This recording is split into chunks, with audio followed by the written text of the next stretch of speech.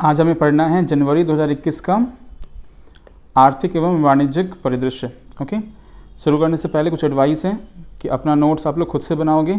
Okay, इस बात का ध्यान रखना है, कभी किसी शॉर्ट नोट्स पीडीएफ के चक्कर में नहीं पढ़ना। करंट अफेयर्स के लिए 30 पेज का पीडी होता है पूरा पढ़ने का, जो न्यूज़ का जो सेक्शन है उसमें 30 पेज का नोट्स बनाओगे, मुश्किल से 10 पेज का नोट्स हो जाएगा। एक महीने का 10 पेज का नोट्स बहुत ही छोटा है, इससे छोटा ढूंढोगे तो हमेशा प्रॉब्लम में रहोगे। ओके, तो ऐसा कुछ भी नहीं करना है। अपना जो आपका मेहनत है, आपके शेयर का जो मेहनत है वो हमेशा खुद से करना सीखो, अदरवाइज़ फिर पढ़ाई छोड़ दो, कोई फ़ायदा नहीं होगा।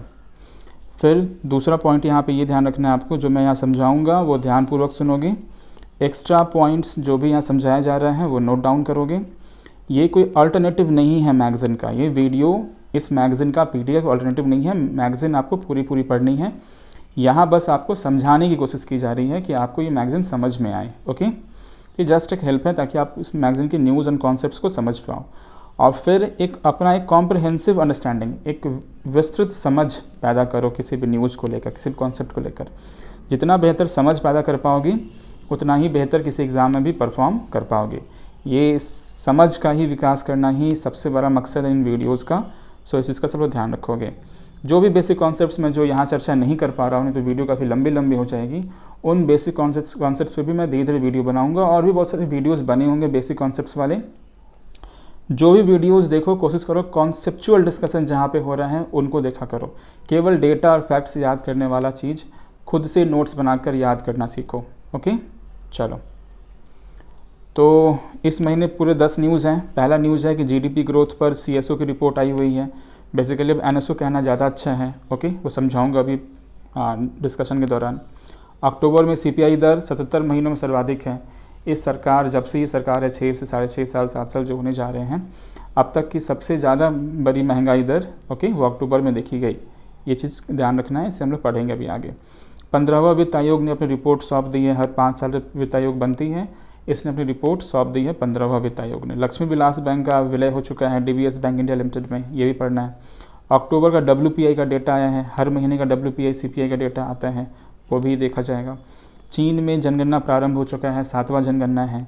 भारत के अंतर्राष्ट्रीय व्यापार मेले का 40वां संस्करण रद्द किया जा चुका है। ओके, एंडोरा एक देश है यूरोप का, वो अब आईएमएफ का 190वां देश सदस्य बना है। Okay, RCEP regional comprehensive economic cooperation, okay, ये जो है इस पे इकोनॉमिक पार्टनरशिप, इस पे हस्ताक्षर हो चुका। भारत ने हस्ताक्षर नहीं किया, भारत ने इससे खुद को दूर कर लिया है, ये भी देखेंगे हम लोग आगे। विदेशी मुद्रा भंडार 575 अरब डॉलर के रिकॉर्ड स्तर पे। ओके, इसे भी हम लोग आगे देखेंगे। चलो, तो पहला न्यूज़ है हमारा जीडीपी ग्रोथ पर सीएसओ या एनएसओ की रिपोर्ट आ चुकी है। देखो, सीएसओ और एनएसएसओ ये पहले 2 बॉडीज हुआ करती थी। ओके, सीएसओ और एनएसएसओ। सीएसओ क्या हुआ? Central statistical organisation. Okay, NSSO क्या हुआ? National sample survey organisation. इन दोनों का विलय करके अब एनएसओ बन चुका है। ओके, ये दोनों अलग अलग बॉडीज़ थी, नेशनल स्टैटिस्टिकल ऑर्गेनाइजेशन। ओके, और इसलिए अब जो भी रिपोर्ट्स आती हैं जीडीपी ग्रोथ रेट पर, सीपीआई पे, और भी बहुत सारे डेटा, वो डेटा अब एनएसओ पब्लिश करता है, ना कि सीएसओ। इसलिए आपके मैगजीन में सीएसओ लिखा हुआ है, लेकिन ज़्यादा एक्यूरेट लिखना अब एनएसओ है। ओके, दूसरा ये समझना है कि जो संस्था है एनएसओ, या जो पहले सीएसओ और एनएसएसओ थी, ये किस मंत्रालय के अंतर्गत आती है? तो ये तुम्हारा ministry of statistics and programme implementation, यानी सांख्यिकी जो मंत्रालय है एवं जो प्रोग्राम का जो क्रियान्वयन होता है, वो जो मंत्रालय है, सांख्यिकी मंत्रालय याद रखो। तो सांख्यिकी मंत्रालय या मिनिस्ट्री ऑफ स्टैटिस्टिक्स के अंदर ये तुम्हारी एनएसओ आती है। शॉर्टकट में इसको MOSPI कहते हैं। Okay, ministry of statistics and programme implementation. Okay, इस रिपोर्ट में क्या है? इस रिपोर्ट में ये कहा जा रहा है कि भारत की जो अर्थव्यवस्था है वो तेज़ी से कोरोना महामारी के दुष्प्रभाव से बाहर आ रहा है। ओके, कोरोना महामारी के कारण जो पहली तिमाही में लॉकडाउन के दौरान हमारा ग्रोथ रेट -23.9%, यानी हमारी जीडीपी इतना परसेंट से सिकुड़ गई। ओके, तो ये बहुत बड़ा लॉस होता है, इतना परसेंट से सिकुड़ जाना। ओके, अब उस पीरियड में इकोनॉमिक एक्टिविटी, आर्थिक क्रियाएं हुई ही नहीं, तो जीडीपी का सिकुड़ना स्वाभाविक सी बात थी। दूसरे तिमाही में देखा गया कि -7.5 जीडीपी ग्रोथ रेट देखा गया। तो जहाँ -23.9 था उससे -1.5 हुआ, तो दूसरी तिमाही में इतना से सिकुड़ा, तो चलो फिर भी थोड़ा दिख रहा है कि हाँ रिकवरी कुछ तेज़ी से हुआ है। ओके, तो पूरे छमाही में देखा जाए तो -15.7 GDP का ग्रोथ रेट रहा। ओके, तो पूरे छमाही में यानी दोनों को मिलाकर -15.7 का GDP ग्रोथ रेट रहा। ओके, अब सवाल है कि GDP ग्रोथ रेट, GDP होता क्या है? तो GDP हुआ कि एक साल के अंदर जितने भी गुड्स एंड सर्विसेज ओके देश के अंदर बने एक साल के अंदर, उनका जो मार्केट प्राइस है ओके उसको हम लोग क्या कहेंगे? GDP कहेंगे। फुल फॉर्म क्या होता है इसका? Gross domestic production.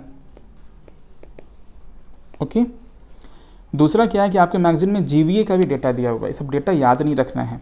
ये सब भी डेटा याद नहीं रखना है कि -23.9 -1.5 लंबे समय तक याद रहेगा भी नहीं, लेकिन आपको इतना ज़रूर मालूम होना चाहिए कि 2020-21 के पहले और दूसरे तिमाही में नकारात्मक ग्रोथ रेट गई थी, तीसरी तिमाही में भी नेगेटिव ही जाएगी। ओके, चौथे तिमाही में अंदाज है, जैसे RBI का रिपोर्ट आया था कि 0.5% से प्लस में जाएगी चौथे तिमाही में जाकर।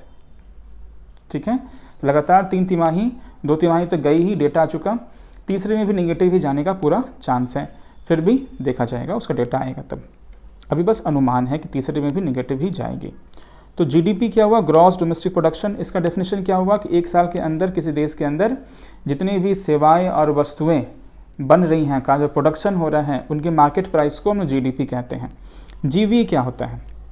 Gross value added. Value added का अर्थ क्या हुआ? कहीं भी कोई भी आदमी अगर कुछ प्रोडक्शन कर रहा है तो वो कुछ इनपुट लगाता है, फिर बाद में एक सामान बनता है। तो मान लो इनपुट लगा किसी सामान में 100 रुपये का, और जो पूरा सामान बना उसका दाम जो है उस प्रोड्यूसर ने, जिसने उत्पादन किया, जो उत्पादक ने क्या कि उसका दाम रख दिया 150 रुपये। तो ये जो 50 रुपये का जो प्लस हुआ, ये क्या हुआ? वैल्यू एडिशन हो गया। ओके, तो इसी तरह से जो वैल्यू एडिशंस होते हैं इन सब का ऐड, तो इन सब की ऐड को हम लोग क्या कहेंगे? ग्रॉस वैल्यू एडेड कहेंगे। ओके, तो अगर मान लो कोई सामान जो गुड्स एंड सर्विसेज जो मार्केट में बनी, किसी कंपनी में बनी, वो 150 गुड्स एंड सर्विसेज बनी। ओके, अब इस 150 में से मान लो कि सरकार ने कुछ 10 रुपये टैक्स लगा दिए, 160 हो गए, कुछ 2 रुपये सब्सिडी कर दी, तो दाम सब्सिडी से क्या होता है? दाम गिर जाता है। ओके, तो 158 हो गया। तो 158 का टोटल यहाँ पर तुम्हारा क्या हो गया? GDP। तो 150 हुआ GVA, gross value added. Okay, 150 का, यहाँ पे 100 रुपये का सामान था, 50 रुपये और वैल्यू एडिशन हो गया, टोटल 150 का हो गया। तो 150 GVA हुआ। तो GVA में हम लोग टैक्स को जोड़ देंगे, सब्सिडी को घटा देंगे। ओके, तो इसका फॉर्मूला याद रखना, GVA बराबर क्या होगा? GVA में आप टैक्स जोड़ो, सब्सिडी घटाओ, तो क्या हो जाएगा तुम्हारा? GDP हो जाएगा। ये फॉर्मूला ध्यान रखना है कि ये हुआ कि सामान में टोटल वैल्यू एडिशन कितने का हुआ? 100 रुपये का कच्चा माल था, 50 रुपये और जुड़ गया, टोटल 150 रुपये हो गया। लेकिन टैक्स और सब्सिडी का फिर बैलेंस करोगे तो GDP आ जाएगा। ये ध्यान रखना है कि बार बार GVA न्यूज़ में आता है। ओके, चलो दूसरा न्यूज़ है हमारा, अक्टूबर में CPI दर 77 महीनों में सर्वाधिक। ओके, चलो जैसे मैंने बताया था कि अब तक का ये मोदी सरकार के काल का जो 6-7 साल का काल है, इसमें सर्वोच्च मुद्रास्फीति दर है। ओके, कितना था ये? 7.61 CPI की दर। ओके, चलो जो CPI का डेटा है ये कौन देता है? तो NSO। जैसे NSO के बारे में मैंने ऊपर बताया कि NSO जो है वो CSO और NSSO के मर्ज करने से बना है। तो CPI का डेटा NSO द्वारा जारी किया जाता है हर एक महीने का क्या महंगाई दर रहा, ये NSO बताता है। CPI का आधार वर्ष क्या है? 2012। अब समझना ये है कि CPI होता क्या है। देखो, CPI का फुल फॉर्म क्या हुआ? Consumer price index. आप लोग समझते होंगे कि इन्फ्लेशन क्या होता है, महंगाई क्या होती है। ओके, तो महंगाई को मापने का अलग अलग पैमाना, अलग तरीका होता है। तो कंज्यूमर लेवल पे, उपभोक्ता लेवल पे जो महंगाई है वो CPI से मापी जाती है, ये ध्यान रखना है। ओके, उपभोक्ता के स्तर पर महंगाई सीपीआई से मापी जाती है। ये एक इंडेक्स है, जिस इंडेक्स के द्वारा इस इंडेक्स में जो परिवर्तन होता है उसे समझ जाते हैं महंगाई बढ़ी कि घटी। जैसे इस बार इंडेक्स में अक्टूबर के महीने में इतना प्लस हो गया, यानी कि इतना परिवर्तन हुआ। ओके, तो इसे मालूम चला कि महंगाई बहुत ज़्यादा बढ़ गई। ठीक है, तो कंज्यूमर के स्तर से महंगाई 7.67% बढ़ी है। ओके, कंज्यूमर्स को इतना महंगा अक्टूबर के महीने में चीज़ें लगा। ओके, चलो अब ये सीपीआई का जो आधार वर्ष 2012 है, लेकिन अब सीपीआई का आधार वर्ष 2012 कहने का अर्थ क्या हुआ कि सीपीआई कंबाइंड का आधार वर्ष 2012 है। ध्यान रखना, सीपीआई बहुत टाइप के होते हैं। सीपीआई एएल, एएल मतलब क्या, एग्रीकल्चर लेबरर। एक एग्रीकल्चर का जो लेबर होता है उसको सामान कितना महंगा लगा, उसके लिए सीपीआई एएल लगाया जाता है कि एक लेबर पे कितना प्रेशर पड़ गया महंगाई बढ़ने से। एक रूरल लेबर, एग्रीकल्चर के अलावा गांव में और भी तरह के लेबर होते हैं। ओके, उसको कितना महंगा पड़ा इस महीने के अंदर, तो उसके लिए अलग से डेटा आता है, CPI RL. Okay, rural labour. एक सीपीआई आईडब्ल्यू होता है इंडस्ट्रियल वर्कर्स के लिए। ओके, इसका भी अलग से डेटा आता है इंडस्ट्रियल वर्कर्स को, जो शहरों में इंडस्ट्रियल वर्कर, उनको कितना चीज़, उनको महंगाई का असर उन पर कितना पड़ रहा है।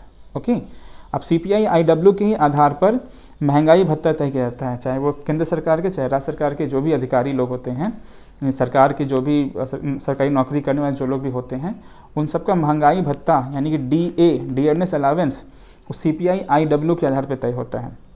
वैसे ही सीपीआई रूरल भी निकाला जाता है, पूरे रूरल इलाके पे महंगाई का कितना असर पड़ रहा है। सीपीआई अर्बन, और वैसे ही सीपीआई रूरल अर्बन को मिलाकर सीपीआई कंबाइंड कर दी जाती है।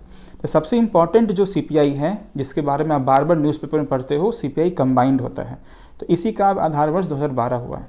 सीपीआई आईडब्ल्यू का आधार वर्ष अभी हाल फिलहाल में पिछले महीने के मैगजीन में हमने पढ़ा होगा 2016 था, हो चुका था। ओके, तो सीपीआई आईडब्ल्यू का 2016 है, सीपीआई कंबाइंड का रूरल अर्बन सबका 2012 है। ओके, ये ध्यान रखना है।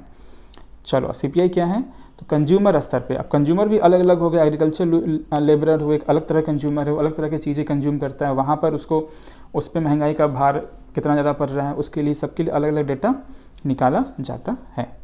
ठीक है, तो ऐसे ही महंगाई को मापने के लिए सीपीआई के अलावा डब्ल्यूपीआई भी होता है और भी बहुत सारी चीज़ें होते हैं। ओके, उन सब के बारे में एक अलग से इन्फ्लेशन के चैप्टर में आपको ये पढ़ना होगा। ओके, चलो चलते हम लोग तीसरे खबर पे। 15वां वित्त आयोग ने अपनी फाइनल रिपोर्ट राष्ट्रपति को सौंपी। 15वां वित्त आयोग, देखो वित्त आयोग जो है वो अनुच्छेद 280 के तहत राष्ट्रपति बनाते हैं हर 5 साल पे। ओके, और इसका काम क्या होता है कि अगले 5 सालों के लिए राज्य और केंद्र के बीच जो पैसे का बंटवारा होता है, जो टैक्स का बंटवारा होता है, उसके लिए फॉर्मूला, उसके लिए प्रिंसिपल्स, किस सिद्धांत पर दोनों के बीच पैसों का बंटवारा होगा, उसको लेकर ये रिकमेंडेशन देता है। कौन? वित्त आयोग। वित्त आयोग जो अपना रिकमेंडेशन देता है वो सरकार पर बाध्यता नहीं होती, पर जनरली सरकार उसको मान ही लेती है। ओके, तो इन्होंने अपना जो भी रिकमेंडेशन था एक रिपोर्ट के रूप में राष्ट्रपति को सौंप दिया है।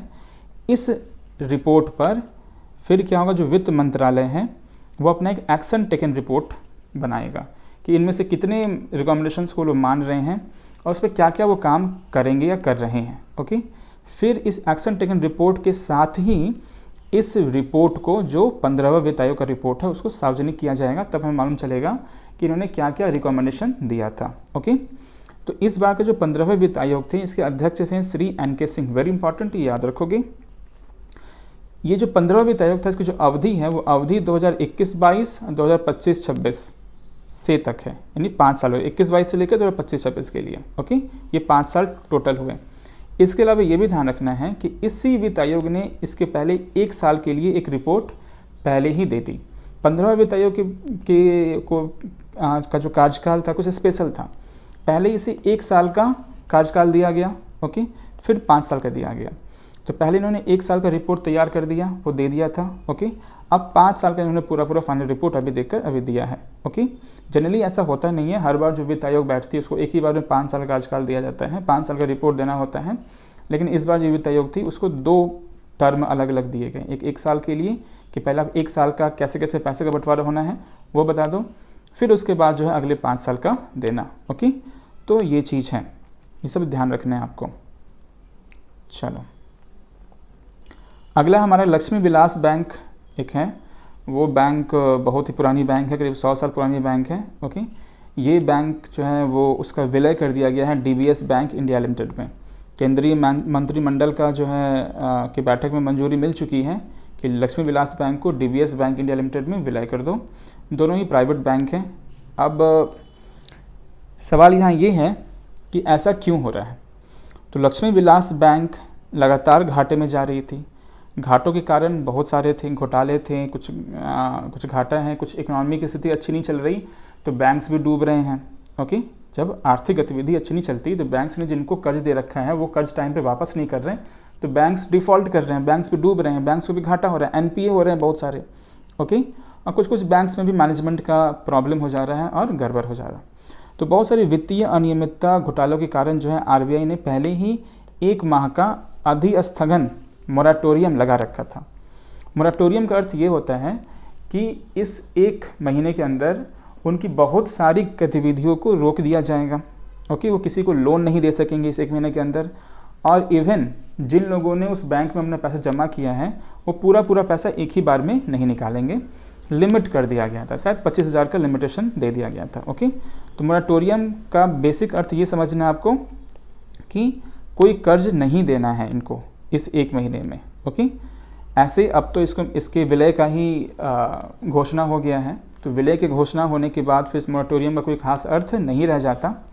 लेकिन आपको एक ओवरऑल पिक्चर भी समझना होगा कि भारत में बैंकों की जो वित्तीय स्थिति है बहुत ही गड़बड़ है अभी। कारण क्या है? एनपीए क्या होता है? देखो, एनपीए जो है उसको बस ये समझो कि 90 दिनों तक, ओके, 90 दिनों तक अगर कोई भी कर्ज जो है वापस नहीं हो रहा है, ओके, 90 दिनों तक या 90 दिनों से ज़्यादा तक कोई कर्ज अगर वापस नहीं हो रहा है तो समझ लो कि कोई कर्ज में मूल भी वापस नहीं हो रहा, ना ही उसका सूद वापस हो रहा, दोनों में से कोई एक भी वापस नहीं हो रहा, तो उस कर्ज को बैंक क्या करती है? तो एनपीए में डाल देती है।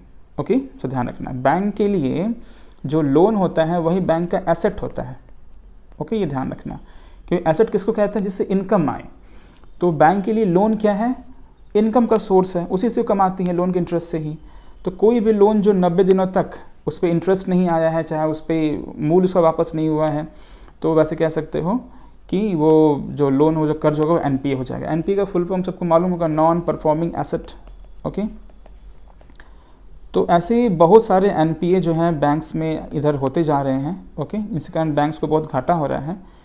तो एनपीए से भी लॉसेस हो रहे हैं, घोटाले आदि भी हो रहे हैं, कोई पैसा लेके भाग गया, ये हो गया, वो हो गया, लगातार खबर सुन ही रहे हो। तो इन सब के कारण जो बैंकों की वित्तीय स्थिति काफ़ी गड़बड़ हो चुकी है। एनबीएफसी में भी, नॉन बैंकिंग में भी क्राइसिस चल रहा है, उसका भी असर बैंक पे पड़ जाता है। मिला जुला के स्थिति अभी सही नहीं है। अभी हाल फिलहाल में यश बैंक का सुने होंगे, पीएमसी का सुने होंगे। ओके, तो इन सब के कारण जो है अभी ये है लगभग पिक्चर क्लियर कि अभी बैंकों की स्थिति अच्छी नहीं है। सरकार बैंक्स को रिकैपिटलाइज कर रही है, लेकिन वो कब तक कर पाएगी वो कोई सोल्यूशन नहीं है। अभी बहुत सारे एक्सपर्ट्स का कहना है कि बैंकों का प्राइवेटाइजेशन ही फाइनल सोल्यूशन है। ओके, सरकार कब तक रिकैपिटलाइज करेगी? अब रिकैपिटलाइजेशन क्या होता है ये अलग से समझाऊंगा, नहीं तो वीडियो काफ़ी लंबी हो जाएगी। अगला पॉइंट है हमारा, न्यूज़ है हमारा कि अक्टूबर का WPI आधारित मुद्रास्फीति 1.48%। ओके, हमने CPI का देखा था, अभी WPI का आया। तो WPI का अर्थ क्या हो गया? होलसेल लेवल पे, होलसेल प्राइस इंडेक्स। ये क्या हुआ तुम्हारा? होलसेल प्राइस इंडेक्स आपका हुआ WPI, यानी होलसेल लेवल पे कितनी महंगाई बढ़ी वो WPI से मालूम चलती है। ओके, ये ध्यान रखना। कंज्यूमर लेवल पे कितनी महंगाई बढ़ी वो CPI से मालूम चलती है। CPI में बहुत सारा टाइप पढ़ ली कि अलग अलग तरह के कंज्यूमर होते हैं, सब अलग अलग तरह की चीज़ें खाते पीते, या ठीक है सबको खाना पीना में अनाज ही चाहिए होता है, लेकिन फिर भी एक अंबानी जो है वो किस तरह की चीज़ों का इस्तेमाल करते हैं और एक किसान किस तरह चीज़ों का इस्तेमाल करता है, बहुत फ़र्क हो जाता है। ओके, अंबानी के बजट में उसे खाने पीने का बजट बहुत छोटा मोटा होता होगा, या जो खाने पीने का जो बजट होता भी होगा तो उस खाने पीने में उसके पूरे खर्च का बहुत छोटा हिस्सा एक किसान के पास पहुंचता होगा। ओके, इसलिए अलग अलग तरह के बैकग्राउंड के लोगों के लिए अलग अलग CPI होता है, लेकिन WPI में ऐसा कुछ खास बात नहीं है। ओके, दूसरी बात ये ध्यान रखना कि WPI केवल वस्तुओं के लिए होता है, सेवा के लिए नहीं, क्योंकि सेवाएं जो है होलसेल में नहीं बेची जाती। कभी आपने सुना नहीं होगा कि ये शिक्षकों का होलसेल मार्केट है, चाहे ये डॉक्टर्स का होलसेल मार्केट है। सेवाएं कभी होलसेल में नहीं बेची जाती। सेवाएं जो है सेवा प्रदान करने वाला और कंज्यूमर, उनके बीच का रिलेशन होता है, बीच में लगभग कोई नहीं ही होता है। ओके, लेकिन जो वस्तुएं होती हैं वो प्रोड्यूसर कोई और होता है, होलसेलर कोई और होता है, रिटेलर कोई और होता है, तब जाके वो कंज्यूमर के पास पहुंचती हैं। कई बार कई सारे होलसेलर होते हैं, एक ही सामान को बेचने के लिए 4-4, 5-5 लेयर में होलसेलर्स होते हैं। ओके, तो ध्यान रखना, WPI का संबंध सेवा के साथ बिल्कुल ही नहीं है। WPI में आपको केवल गुड्स का ही जो महंगाई दर है वो मालूम चल पाएगा। ओके, अब है कि जैसे CPI का डेटा NSO निकालती है, लेकिन ध्यान रखना CPI का सारा डेटा नहीं। CPI जो AL है, CPI जो RL है, IW है, जो मैंने ऊपर भी बताया था आपको। ओके, इन सब का डेटा लेबर मिनिस्ट्री निकालती है। ओके, और CPI रूरल, अर्बन और कंबाइंड वो NSO निकालती है। ठीक है, ये ध्यान रखना है। WPI का डेटा कौन निकालता है? तो WPI का डेटा DPIIT निकालती है। अभी DPIIT का फुल फॉर्म क्या है? Department for promotion of industry and internal trade. Okay, ये तुम्हारा DPIIT है। इसका नाम पहले कुछ और था, अभी हाल फिलहाल में नाम इसका चेंज हुआ है। ओके, इसको इंटरनेशनल नहीं, इंटरनल ट्रेड, ये बाय मिस्टेक लिखा गया होगा। ठीक है, इंटरनल ट्रेड। ओके, चलो, ये जो DPIIT है वो हमारे वाणिज्य एवं उद्योग मंत्रालय के अंतर्गत आता है। ओके, वाणिज्य एवं उद्योग मंत्रालय, ministry of commerce and industries. Okay, इसके अंतर्गत आता है। ये भी हर महीने जारी होता है। जैसे CPI का डेटा हर महीने जारी होता है, WPI का डेटा भी हर महीने जारी होता है। चलो, अगला न्यूज़ है, चीन में 7वीं जनगणना प्रारंभ। तो चीन दुनिया का सबसे ज़्यादा पॉपुलस कंट्री, सबसे ज़्यादा जनसंख्या है वहाँ पे जनगणना हो रही है। बहुत लंबा चौड़ा प्रोसेस होगा वहाँ, जैसे इंडिया का होता है वैसे वहाँ का भी होता है। वहाँ का 7वां जनगणना था, हर 10 वर्ष के अंतराल पे वहाँ पर भी जनगणना होती है जैसे भारत में होती है। अच्छा, इसमें बहुत कुछ आपको ध्यान नहीं रखना, याद नहीं रखना है, बस ये ध्यान रख सकते हो बहुत से बहुत 2010 की जनगणना के अनुसार चीन की जनसंख्या 133 करोड़ थी। ओके, चलो, 7वां नंबर है, अंतर्राष्ट्रीय व्यापार मेले का 40वां संस्करण रद्द कर दिया गया। देखो, अंतर्राष्ट्रीय व्यापार मेला, ये सब व्यापार मेला क्यों होता है? व्यापार मेला होने के पीछे का सबसे महत्वपूर्ण कारण क्या है कि हमारा जो विदेशी व्यापार है उसको प्रोत्साहन देना। ओके, हमारे देश का विदेशी व्यापार, हमारा फॉरेन ट्रेड बढ़े, उसको इनकरेज करना, उसको प्रोत्साहित करना ही अंतर्राष्ट्रीय व्यापार मेले का मकसद है। ओके, इसका 40वां संस्करण अभी होना था। ये व्यापार मेला हर साल जो है दिल्ली के प्रगति मैदान में होता है, लेकिन इस बार वो नहीं हुआ। ओके, अच्छा, ये व्यापार मेला आयोजित कौन करता है? तो ITPO करता है। ओके, कौन करता है? ये ITPO। अब ये जो ITPO है, ये ITPO किस मंत्रालय के अंतर्गत आता है ये जानना बहुत ज़रूरी है। ITPO ध्यान रखना एक सरकारी संस्था है। ओके, और ये हमारे जो ministry of commerce and industry, जो अभी हमने ऊपर भी देखा था, ओके, उसके अंतर्गत आता है। ओके, वाणिज्य और उद्योग मंत्रालय है, उसके अंतर्गत ITPO आता है। ITPO का फुल फॉर्म क्या हुआ? तो India trade promotion organisation. Okay, ये सब तो आपके मैगजीन में दिया हुआ है, सब वहाँ से आप याद कर सकते हो, ट्रेड प्रमोशन ऑर्गेनाइजेशन। ओके, ये ITPO है। इस ITPO का हेडक्वार्टर ही प्रगति मैदान में है, इसलिए हर साल ये प्रगति मैदान में ही ये अपना अंतर्राष्ट्रीय व्यापार मेला करते हैं। इसका 40वां संस्करण था, तो आप समझ सकते हो कि ये 70 या 80 के दशक, 70 के दशक में शायद ये शुरू हो गई थी। ओके, 70 के दशक के अंतिम में। ओके, चलो, तो ये व्यापार मेला बहुत इंपॉर्टेंट है। इसका मकसद ध्यान रखना, मकसद क्या है? विदेशी व्यापार को प्रोत्साहन देना। कौन करता है इसको? ITPO। ITPO कौन है? तो मिनिस्ट्री ऑफ कॉमर्स इंडस्ट्री के अंतर्गत एक एजेंसी है, ये चीज़ ध्यान रखोगे। ITPO हेडक्वार्टर कहाँ है? प्रगति मैदान में। प्रगति मैदान कहाँ है? दिल्ली में। ओके, तो अपने हेडक्वार्टर में ही ये व्यापार मेला आयोजित करता है ITPO हर साल। चलो, एंडोरा एक देश है यूरोप का, ये IMF का, IMF मतलब क्या हुआ? इंटरनेशनल मॉनेटरी फंड, उसका ये 190वां सदस्य बना है। ओके, IMF, वर्ल्ड बैंक, ये दोनों जो है UN के अंतर्गत आते हैं। ओके, तो ये ध्यान रखना है। चलो, इसका फुल फॉर्म सबको ध्यान रखना, international monetary fund, IMF, world bank, इन सब के बारे में अलग से कभी आपको समझना होगा तो मैं वीडियो बनाऊंगा। और इन सब के अलावा जो है आप इसके बारे में और भी बहुत सारे वीडियोज़ होंगे, उन पर आप सर्च कर सकते हो, नेट पे बहुत कुछ मिल जाएगा इसके बारे में। इन सब के बारे में मालूम होना चाहिए, IMF क्या है, वर्ल्ड बैंक क्या है। ठीक है, इसको ब्रेटन वुड्स बॉडीज़ कहा जाता है, क्यों कहा जाता है, कब बने थे ये सब संस्थाएँ, क्या काम करते हैं, ये सब चीज़ मालूम होना चाहिए। ओके, चलो, क्योंकि ये सब चीज़ हमेशा आपको न्यूज़पेपर से मिलते रहेंगे, तो कुछ चीज़ें स्टैटिक नेचर के होती हैं, परमानेंटली उनको आपको मालूम होना चाहिए, बार बार उसको न्यूज़पेपर में आता रहेगा। तो IMF, वर्ल्ड बैंक सबके बारे में मालूम होना चाहिए, UN की जितनी इंपॉर्टेंट बॉडीज़ हैं सबके बारे में मालूम होना चाहिए। चलो अब एंडोरा के बारे में देखते हैं। अच्छा, ये जो एंडोरा है इसकी राजधानी है तुम्हारा एंडोरा ला वेला। ध्यान रखना इसका स्पेलिंग देखो क्या है, ANDORRA। एक तुम्हारा ANDORA करके भी एक सिटी है, ये इटली की सिटी है। तो 2 एंडोरा है, एक सिंगल RA डबल RA, तो दोनों में फ़र्क समझना है। ये जो एंडोरा बात हो रहा है डबल RA वाले की बात हो रहा है, इसकी राजधानी भी एंडोरा ला वेला है। छोटा सा एक देश है ये, ओके। वहाँ पे एक पर्वत है पायरेनिज पर्वत, उसी पायरेनिज पर्वत के ही दक्षिण भाग में ये तुम्हारा एंडोरा एक छोटा सा देश है, फ्रांस और स्पेन के बीच में। इसका जो क्षेत्रफल है, इसका क्षेत्रफल, ओके, इसका क्षेत्रफल वो केवल 468 वर्ग किलोमीटर है, बहुत कम इसका क्षेत्रफल हुआ, ओके। ये यूरोपियन यूनियन का सदस्य नहीं है, कौन, एंडोरा जो देश है, लेकिन फिर भी यहाँ की मुद्रा क्या है, यूरो है, ये चीज़ ध्यान रखना है। टूरिज़्म के द्वारा ही इसकी अर्थव्यवस्था चलती है एंडोरा की। इसके अलावा एंडोरा एक फेमस टैक्स हेवन भी है। टैक्स हेवन का मतलब क्या हुआ कि यहाँ पर जो लोग अपने टैक्स को बचाना चाहते हैं वो अपना पैसा यहाँ लगा देते हैं। तो ये सब जो टैक्स हेवन वाले जो देश होते हैं ये दूसरे देशों को नहीं बताते हैं कि आपके देश के लोगों ने पैसा यहाँ लगा के रखा है, ओके।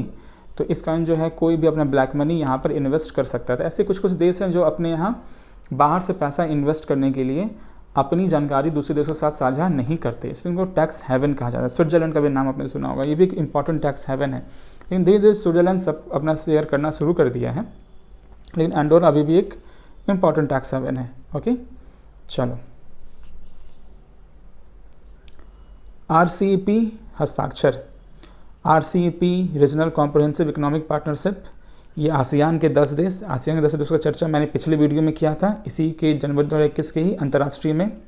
और कुछ 5 अन्य देश हैं, इनकी भी चर्चा हुई थी पिछले वीडियो में। तो इन सब ने मिलकर, ये आपके मैगजीन में लिखा हुआ है, इन सब ने मिलकर RCEP करके एक फ्री ट्रेड एग्रीमेंट किया है। RCEP किसका नाम है, फ्री ट्रेड एग्रीमेंट का। मतलब इन 15 देशों के बीच में जो गुड्स हैं, उन गुड्स का, अभी सर्विसेज शायद इसका पार्ट नहीं है, गुड्स का जो है वो होगा पूरा व्यापार, और उस व्यापार में बहुत कम से कम टैक्स लगाए जाएंगे, ओके। बहुत सारी चीज़ों में टैक्स नहीं रहेगा, फ्री ट्रेड होगा, ओके। सब देश आपस में भरोसा करके करेंगे। लेकिन भारत भी इसका RCEP का शुरू से इसका सदस्य रहा है, लेकिन भारत ने अंतिम समय में अपना हाथ पीछे खींच लिया। भारत ने कहा कि हम RCEP हस्ताक्षर अभी नहीं करेंगे, ये हमारे लिए अभी अच्छा नहीं है। तो भारत ने खुद को बाहर रखा है, पर अभी भी RCEP में भारत के भागीदारी के द्वार अभी भी खुले हुए हैं। जापान ने इसके लिए कोशिश किया कि कैसे भी भारत के लिए जो द्वार है RCEP का खुला रहे, और भारत के लिए द्वार अभी भी खुले हुए हैं, भारत जब भी चाहे वो ज्वाइन कर सकता है। क्या कारण है कि भारत ने RCEP ज्वाइन नहीं किया? इतने 15 बड़े देश हैं और बहुत इंपॉर्टेंट देश है, इनके साथ फ्री ट्रेड का एक बहुत ही बढ़िया सुनहरा मौका था कि भारत भी खूब अपना सामान बेचता, ओके, भारत में भी खूब इनकम होता। लेकिन क्या कारण है कि भारत ने RCEP ज्वाइन नहीं किया? कारण ढेरों हैं, उन सब का चर्चा अभी हम यहाँ नहीं करेंगे, लेकिन कुछ प्रमुख कारण जो आपके मैगजीन में दिए हुए थे वो मैं समझा देता हूँ ताकि आपको मैगजीन पढ़ने में प्रॉब्लम ना हो। पहला कारण क्या है कि ये जो 15 देश हैं, इनमें से अधिकतर देशों के साथ भारत का जो प्रतिकूल व्यापार शेष है। प्रतिकूल व्यापार शेष का अर्थ क्या होता है? इसका सामान्य सा अर्थ ये होता है कि हम उनको बेचते कम हैं, उनसे खरीदते ज़्यादा हैं, ओके। ट्रेड डेफिसिट हमारा ज़्यादा है, ओके। ट्रेड डेफिसिट का अर्थ क्या हुआ कि एक्सपोर्ट इंपोर्ट से कम है, ओके। एक होता है ट्रेड सरप्लस। सरप्लस कब होगा? जब एक्सपोर्ट इंपोर्ट से ज़्यादा होगा। तो हमारा इनमें से अधिकतर देशों के साथ क्या है? ट्रेड डेफिसिट है, हम उनको बेच बहुत कम पाते, वो हमको ज़्यादा बेचते हैं। अब हम अपने मार्केट को पूरा खोल देंगे तब तो हमको और ज़्यादा बेचेंगे, पूरे मार्केट में उनका ही सामान फैल जाएगा। हमारे जो लोकल जो मैन्युफैक्चरर्स हैं या ट्रेडर्स हैं उनको बहुत दिक्कत हो जाएगी, ओके। तो इस ढंग से भारत को लगा कि भारत इसके साथ अगर जोड़ता है RCEP के साथ तो उसको बहुत बड़ा उसका ट्रेड डेफिसिट हो जाएगा, उसको ट्रेड में बहुत घाटा होगा। तो इस कारण से RCEP पे हस्ताक्षर करने से भारत मना किया, ओके। खासकर चीन के साथ भारत को डर है कि चीन बहुत सस्ता सामान बनाता है, पूरे भारत के मार्केट को कवर कर लेगा, भारत में दिक्कत हो जाएगी, ओके। इसके अलावा इस हस्ताक्षर के तहत जो है, इस RCEP इस एग्रीमेंट के तहत प्रशुल्कों में यानी टैरिफ, जो बाहर से सामान आते हैं तो उन पर टैरिफ लगाया जाता है। टैरिफ यानी प्रशुल्क, उसमें कटौती करनी पड़ेगी काफ़ी ज़्यादा। इससे एक तो भाई चलो कस्टम ड्यूटी का घाटा होगा, लेकिन वो बहुत ज़्यादा मायने नहीं रखता। इससे क्या होगा, अब टैरिफ काफ़ी कम हो जाएगा तो बाहर के जो देश हैं, ये जो 15 देश हैं, ये और ज़्यादा भारत में क्या कहेंगे, अपना सामान बेचना शुरू करेंगे। तो फिर जो है भारत जो है विदेशी सामानों से भर जाएगा, खासकर चीनी सामानों से भर जाएगा। अभी भी भरा हुआ है ही लगभग चीनी सामानों से, और ज़्यादा आ जाएंगे, इससे भारत को डर है। ओके, आत्मनिर्भर भारत जो हमने प्रोग्राम चला रखा है अभी हाल फिलहाल में कोरोना के दौरान, तो इसके पे भी इसका प्रतिकूल प्रभाव पड़ेगा, क्योंकि आत्मनिर्भर भारत का मकसद क्या है कि हम खुद बनाएं, हम जितना हो सके खुद मैन्युफैक्चर करें। ओके, हम दुनिया भर को बेचें, लेकिन अब हम अगर अपने मार्केट को खोल देंगे तो बाहर के लोग ही यहाँ पे पूरा बेचना शुरू करेंगे, हमारे यहाँ की फैक्ट्रीज उतनी मजबूत नहीं हो पाएगी। वास्तव में क्या है कि भारत जितना ज़्यादा खुद को कॉम्पिटिटिवली मजबूत करेगा, उतना उसके लिए आसान होगा दूसरे देशों के साथ फ्री ट्रेड करना। ओके, अगर भारत अपना वीकनेस जारी रखता है, अपने को कमज़ोर बनाए रखता है, तो इस तरह के मौके बार बार भारत को छोड़ना पड़ेगा।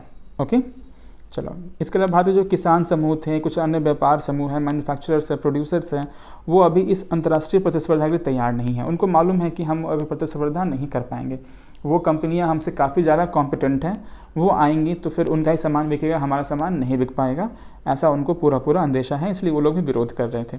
भारत के अंदर से किसी भी पॉलिटिकल पार्टी ने विरोध नहीं किया सरकार के इस निर्णय का कि आपने आरसीईपी ज्वाइन क्यों नहीं किया। सब ने कहा कि चलो ठीक है, आपने आरसीईपी ज्वाइन नहीं किया, अच्छा किया। ओके, तो भारत सरकार को ये निर्णय लेने में आंतरिक कोई समस्या नहीं हुई। ओके, चलो, उसके बाद है कि ऑस्ट्रेलिया, न्यूजीलैंड के भी जो दूध व्यापारी हैं वो काफ़ी टेक्निकली एडवांस्ड हैं। ओके, वहाँ पे दूध का जो व्यापारी हैं, जो वहाँ दूध के जो प्रोड्यूसर्स हैं, हमसे काफ़ी एडवांस्ड हैं। वो काफ़ी हाई लेवल पे, काफ़ी मैकेनाइज तरीके से वो मिल्क प्रोडक्शन करते हैं, मिल्क को ट्रेड करते हैं। हमारे यहाँ अभी भी क्या है, वही पुराना तौर तरीका है। तो पूरा डर है कि हमारा जो मार्केट, दूध का जो मार्केट है खोल दिया जाएगा, तो पूरा दूध जो है ऑस्ट्रेलिया, न्यूजीलैंड का भारत में आके फैल जाएगा, भारतीयों को दिक्कत हो जाएगी। इन सब कारणों से आरसीईपी पे भारत ने हस्ताक्षर नहीं किया, रीजनल कॉम्प्रिहेंसिव इकोनॉमिक पार्टनरशिप पे भारत ने हस्ताक्षर नहीं किया। बहुत बड़ा मौका था, लेकिन भारत ने इसे गंवा दिया है। ऐसे गंवाया नहीं है, जब भी चाहेगा ज्वाइन कर सकता है, लेकिन अभी तत्काल भारत इसका सदस्य नहीं है। चलो, अगला न्यूज़ है विदेशी मुद्रा भंडार 575 अरब डॉलर के रिकॉर्ड स्तर पे। अब विदेशी मुद्रा भंडार होते क्या है, इसको समझो पहले। विदेशी मुद्रा भंडार, फॉरेक्स रिजर्व कहते हैं इसको इंग्लिश में। ओके, सो इसका इंग्लिश भी ध्यान रखोगे, बहुत इंपॉर्टेंट है। फॉरेक्स रिजर्व क्या क्या होता है फॉरेक्स रिजर्व में? तो एफसीए, फॉरेन करेंसी एसेट, आपके पास देश के पास कितने डॉलर्स हैं, कितने यूरोज़ हैं, ये सब क्या है, फॉरेन करेंसी एसेट होते हैं जो आरबीआई के पास रहते हैं। तो फॉरेन करेंसी एसेट को गोल्ड रिजर्व में जोड़ दो, कितना आरबीआई के पास गोल्ड रिजर्व है। इसके अलावा आईएमएफ में हमारे दो तरह के रिजर्व होते हैं, एक होता है एसडीआर, दूसरा होता है रिजर्व ट्रांस। आईएमएफ में भारत के दो तरह के रिजर्व होते हैं, दोनों के बारे में मैं समझाऊंगा। तो ध्यान रखना, ये चीज़ ध्यान रखना है आपको पहले कि फॉरेक्स रिजर्व में चार चीज़ें आती हैं। फॉरेन करेंसी एसेट यानी gold, euro, yuan, okay, renminbi, ये सब आएंगे। गोल्ड रिजर्व, ओके, एसडीआर और रिजर्व ट्रांस, ये चार चीज़ें आती हैं फॉरेक्स रिजर्व में, ये बिल्कुल ध्यान रखना है। लेकिन फॉरेक्स रिजर्व में सबसे ज़्यादा इंपॉर्टेंट कौन है? फॉरेन करेंसी एसेट, यही इंपॉर्टेंट है सबसे ज़्यादा। ओके, इसी फॉरेन करेंसी एसेट को ही पाने के लिए हम लोग एक्सपोर्ट को बढ़ाने पे इतना ध्यान देते हैं कि हमारा एक्सपोर्ट होगा तो बाहर से फॉरेन करेंसी आएगी, विदेशी मुद्रा आएगी और हमारा एफसीए बढ़ेगा, फॉरेन करेंसी एसेट बढ़ेगा। फॉरेन करेंसी एसेट बढ़ेगा तो फॉरेक्स रिजर्व बढ़ेगा। ओके, तो देखो ये कितना बढ़ चुका है, 575 अरब डॉलर, ये अब तक का सर्वाधिक है और ये काफ़ी कंफर्टेबल लेवल है भारत के लिए। ओके, बहुत ज़्यादा भी बढ़ जाना अच्छा नहीं होता ये, लेकिन अभी 575 अरब डॉलर है, काफ़ी बढ़िया है ये। ओके, चलो अब देखते हैं हम लोग कि रिजर्व ट्रांस क्या होता है। तो रिजर्व ट्रांस क्या है कि हर जो मेंबर कंट्री होते हैं आईएमएफ में, जैसे भारत भी आईएमएफ का सदस्य है, ओके, उन सब जो मेंबर कंट्री होते हैं वो अपने टोटल कोटा में से कुछ पार्ट, ओके, हर मेंबर कंट्री का कोटा बना हुआ है, क्योंकि हर मेंबर कंट्री कुछ कोटा के द्वारा ही वहाँ क्या करता है तो कंट्रीब्यूट करता है। क्योंकि आईएमएफ कैसे चलेगा, आईएमएफ के पास पैसा कैसे आएगा? तो आईएमएफ के जो भी सदस्य होते हैं वो उन सभी देशों का कोटा बना हुआ है वहाँ पर कि आपको इतना पैसा आईएमएफ को देना है, तो वो उतना पैसा अपना कोटा या कहो आईएमएफ को वहाँ पर देते हैं। उसमें से कुछ पार्ट, ओके, कभी भी वो निकाल सकते हैं, उसी कुछ पार्ट को हम लोग रिजर्व ट्रांस कहते हैं। ओके, तो हमने जितना आईएमएफ को दिया है, जितना कंट्रीब्यूट किया है, उसमें से कुछ पार्ट हम कभी भी वहाँ से निकाल सकते हैं, कभी भी निकाल सकते हैं कि उसको कोई सर्विस फी आईएमएफ नहीं लेगा हमसे, और ना ही आईएमएफ लोन देते वक्त हमारे सामने कोई कंडीशन रखेगा उस पैसे को निकालते वक्त। क्योंकि आईएमएफ जब भी किसी देश को लोन देता है तो बहुत सारे टर्म्स कंडीशन रखता है कि आपको ये आर्थिक सुधार करने पड़ेंगे, वो करना पड़ेगा, यह करना पड़ेगा। जो भी पाकिस्तान के साथ चल रहा है, पाकिस्तान को आईएमएफ से लोन लेना है तो बहुत सारे सुधार करने पड़ रहे हैं। ओके, तो ये ध्यान रखना है। लेकिन ये रिजर्व ट्रांस में से जब भी हम उसमें से पैसा उठाएंगे, आईएमएफ कोई सर्विस फ़ी भी नहीं लेगा, ना ही वो हम पे कोई टर्म कंडीशन डालेगा कि आपको ये इकोनॉमिक रिफॉर्म या आर्थिक सुधार करने हैं। ओके, तो ये ट्रांस होता है, रिजर्व ट्रांस होता है हमारा आईएमएफ के साथ। एसडीआर क्या होता है? एसडीआर का फुल फॉर्म याद रखना है, बहुत इंपॉर्टेंट है, स्पेशल ड्राइंग राइट्स। ओके, ये क्या है? अक्सर लोग समझ जाते हैं कि एसडीआर एक करेंसी है, लेकिन ये बिल्कुल मिसकंसेप्शन है। एसडीआर करेंसी नहीं है। एसडीआर क्या है? तो आईएमएफ के अंदर एक यूनिट ऑफ अकाउंट है। ओके, ये क्या है? आईएमएफ के अंदर एक यूनिट ऑफ अकाउंट है। यूनिट ऑफ अकाउंट का अर्थ क्या होता है कि जो अकाउंट होता है, जैसे हमारा तुम्हारा अकाउंट है आईएमएफ में, ओके, हमारा तुम्हारा हमारे देश का जो अकाउंट है, वैसे किसी और देश का अकाउंट है, उस अकाउंट का, इस अकाउंटिंग में रुपीज़ में मापते हैं ना भाई, आप कहीं पे आप पैसा कैसे रुपीज़ में मापते हो, तो ये लोग जो है आईएमएफ के लोग एसडीआर में मापते हैं। लेकिन वो रुपीज़ की तरह करेंसी नहीं है, बस यूनिट ऑफ अकाउंट है। ओके, वो कोई करेंसी छापता नहीं है। जैसे हम लोग जो है कहते हैं कि आपके अकाउंट में कितना पैसा है, तो भाई 10,000 रुपये अकाउंट में, 10,000 रुपये है, तो रुपया का दो तरह का इस्तेमाल हुआ, जो करेंसी भी है और एक अकाउंट में कितना पैसा उसका यूनिट भी है। ओके, लेकिन आईएमएफ के केस में एसडीआर बस अकाउंट में कितना है वो बताता है, बट वो करेंसी नहीं है, छापता नहीं है वो। ओके, तो ध्यान रखना। लेकिन ये क्लेम है टू करेंसी। जितना एसडीआर है वहाँ पर एसडीआर कुछ वैल्यू होता है कि इतना एसडीआर बराबर इतने डॉलर। ओके, तो अगर आप एसडीआर को क्लेम करते हो तो एक तरह से आपको उतने डॉलर या उतने बाकी किसी भी करेंसी में वो पैसा आपको मिल सकता है, तो वो क्लेम है करेंसी पे।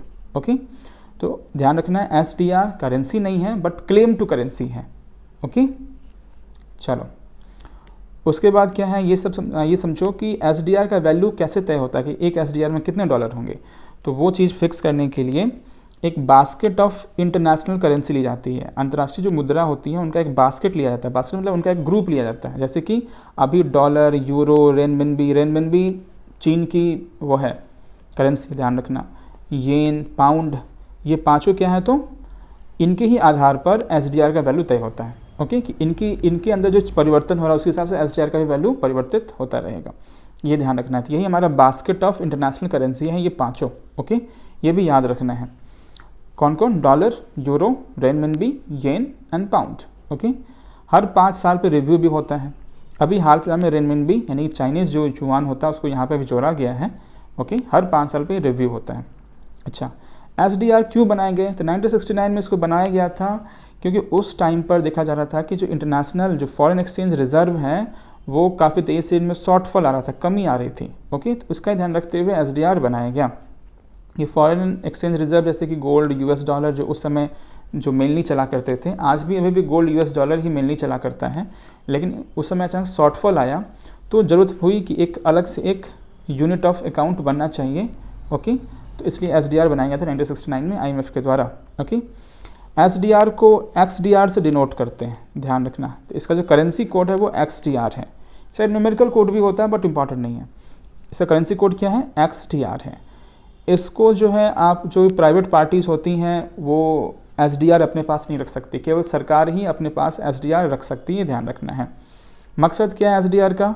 ग्लोबल इकोनॉमिक सिस्टम में लिक्विडिटी बनी रही, ये इसका मकसद होता है। ओके, और जो भी दूसरे ऑफिशियल रिजर्व्स हैं उनको ही सप्लीमेंट करते रहना, सरकारी जो रिजर्व्स हैं उनमें कुछ पैसा डालते रहना ही इस एसडीआर का मकसद होता है। ओके, तो मैंने काफ़ी कुछ बता दिया यहाँ पे एसडीआर और रिजर्व ट्रांस के बारे में। एसडीआर पे कितनी बार सवाल आ चुका है, इतना कुछ ध्यान रखोगे काफ़ी है। रिजर्व ट्रांस भी इस बार पूछे हुए थे किसी एग्जाम में, शायद यूपीएससी में, तो ये भी आप थोड़ा ध्यान रख सकते हो। चलो लास्ट है हमारा कुछ अन्य महत्वपूर्ण तथ्यों में दिया हुआ था पहला कि 43 अन्य मोबाइल ऐप पर प्रतिबंध कर दिया चीन की। ठीक है, इसमें कुछ भी याद रखने जैसा नहीं है। ओके, खबर सुन लिया, काफ़ी हो गया।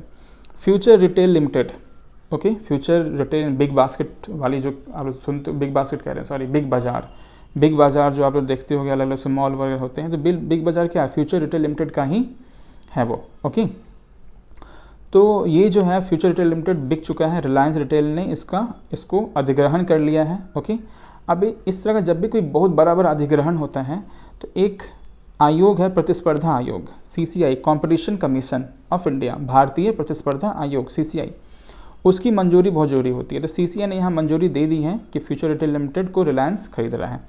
इधर कोरोना के दौरान रिलायंस ने बहुत सारी कंपनीज खरीदे हैं और बहुत ज़्यादा ही संपत्ति बढ़ी है मुकेश अंबानी जी की। ओके, कोरोना के दौरान बहुत सारी देसी कंपनियां टूट रही थी तो उनको इन्होंने खरीद लिया।